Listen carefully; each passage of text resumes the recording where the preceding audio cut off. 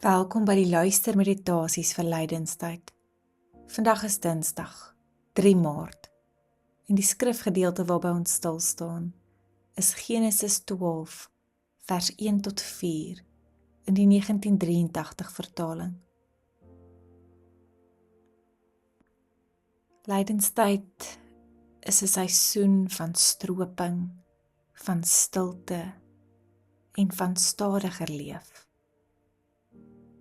Ek nooi jou uit om in hierdie oomblik te draai na juist daardie hart van hierdie tyd. Mag jou asemhaling stadiger word, jou gedagtes stadiger word. En mag jy in gebed die Here uitnooi om jou ook hier opnuut te ontmoet en jou stiltes met sy teenwoordigheid te vul.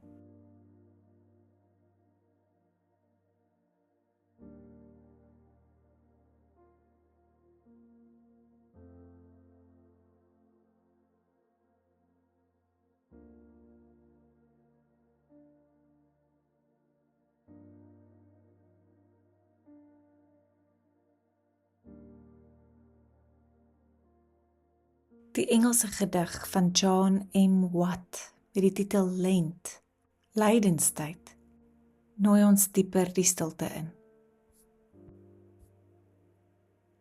Lent is a tree without blossom, without leaf, barer than blackthorn in its winter sleep, all unadorned, unlike Christmas which decrees the setting up, the dressing up of trees. Lent is a taking down, a stripping bare, a starkness after all has been withdrawn, of surplus and superfluous, leaving no hiding place, only an emptiness between black branches, a most precious space, before the leaf, before the time of flowers, lest we should see only the leaf, the flower, lest we should miss the stars. Amen. Genesis 12 vers 1. Die Here het vir Abraham gesê, trek uit jou land uit, weg van jou mense en jou familie af, na die land toe wat ek vir jou sal aanwys. Ek sal vir jou 'n groot nasie maak. Ek sal jou seën en jou 'n man van groot betekenis maak, en jy moet tot 'n seën wees. Ek sal seën wie jou seën, en hom vervloek wat jou vervloek. In jou sal al die volke van die aarde geseën wees. Abraham het toe weggetrek, gehoorsaam aan die woord van die Here, en Lot het saam met hom getrek. Abraham was 75 toe hy uit Haran weggetrek het.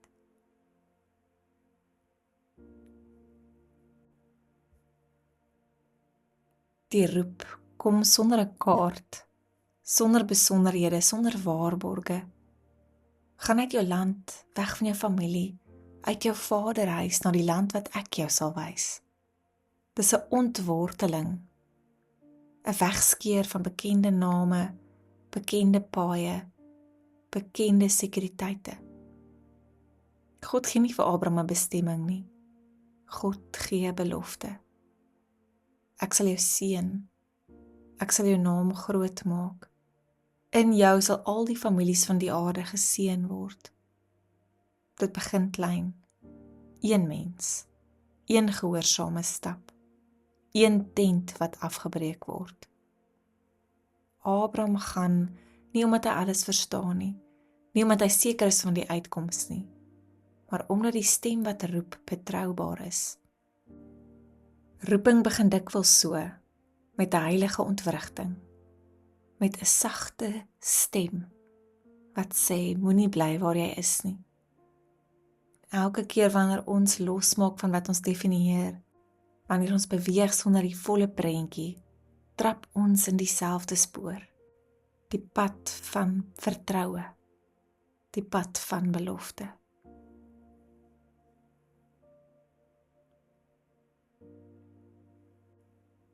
Ek nooi jou uit om na hierdie gedeelte toe te draai en self ook fyn te luister.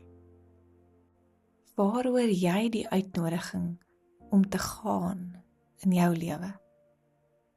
Dink bidend hieroor na.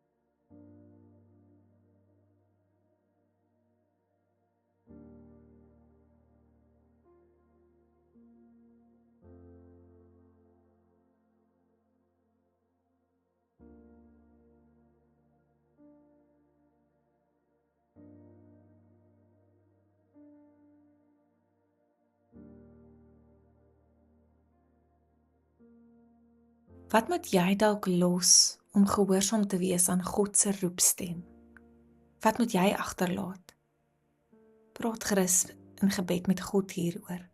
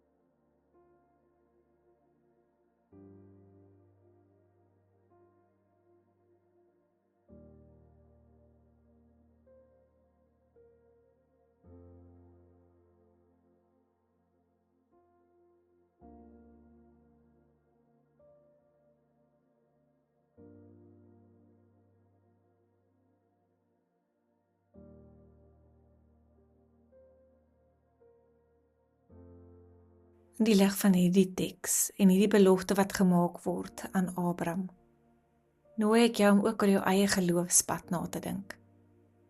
Watter belofte dra jou wanneer die bestemming nog vaag is? Waaraan hou jy vas?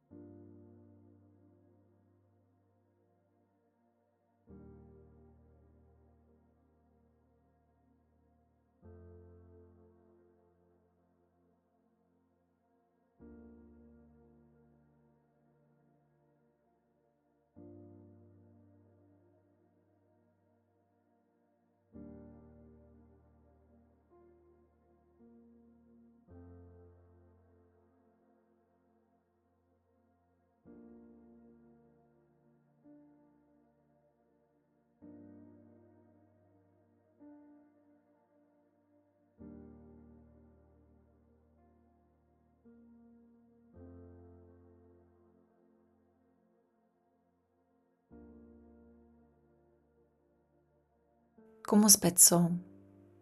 O God van roeping, gee my die moed om te gaan wanneer U roep. Wanneer die pad onseker is, laat U belofte my dra. Amen.